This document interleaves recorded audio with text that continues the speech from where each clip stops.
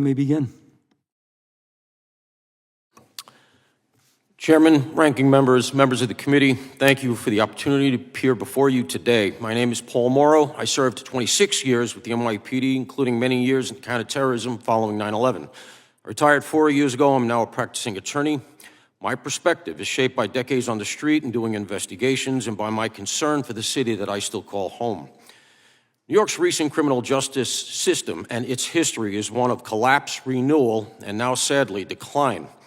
The city's recovery from the dark days of the 70s and 80s began in the 1990s under mayors who prioritized policing and accountability and was aided by the bipartisan 1994 crime bill co-authored by then Senator Joe Biden and signed by President Clinton.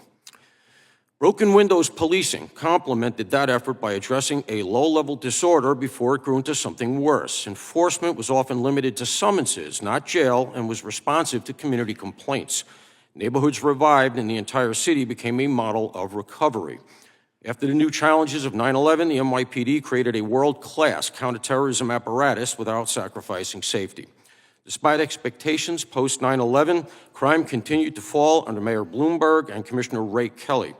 Later, during Commissioner William Bratton's tenure of 2014 through 2016, index crime fell another 9%, while the jail population dropped 18%. Proof that safety and reduced incarceration can coexist. In fact, over the 20 years at that point, crime had fallen 76% while the jail population was cut in half. We had hit the sweet spot. Over the ensuing years, however, that success has eroded. Reforms such as no cash bail and other changes have coincided with visible disorder. Disorderly conduct summonses, for instance, the linchpin of quality of life enforcement, fell 91% after 2015. Recruitment and retention are in crisis, though murders and shootings are down this year. Major felonies are up 16% since 2010 in New York, and low-level recidivism is universal. Behind those figures lies a deeper problem. The Federal National Crime Victimization Survey shows that the vast majority of crime now goes unreported nationwide. Street conditions, in my own experience in New York, bear this out. For instance, homeless encampments are referred to agencies with no enforcement power. Shops close after repeated harassment, and burglaries go unreported. Officers are not lazy, they are overwhelmed. A small fraction of offenders and chronically mentally ill drive much of this disorder. Research suggests that incarcerating or housing just a small fraction of the worst offenders would visibly improve conditions. And an uncomfortable truth is that women are disproportionately targeted by the mentally ill. Likewise, the New York Times found that 327 repeat offenders account for roughly 1/3 of all New York shoplifting arrests. Stores write off these losses as shrinkage and pass the cost on to consumers.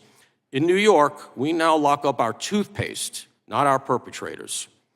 At the same time, and most alarmingly, the city is closing the Rikers Island jail and replacing it with 4 dispersed jails that cut the prisoner bed count by a full 2/3.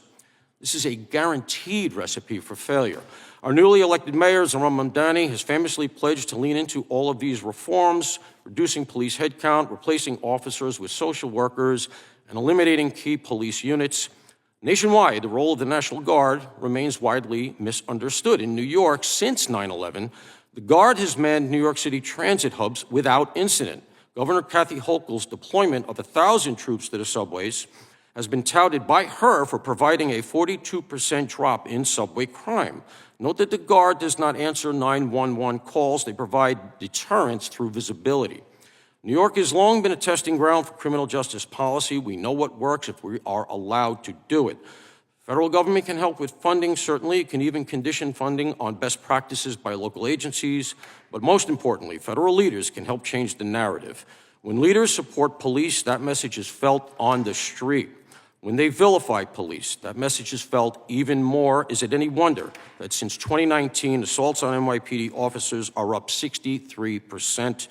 First duty of government is to protect its citizens. Public safety should never be subordinated to politics. Every community, whatever its politics, wants the same thing, to live safely and with dignity.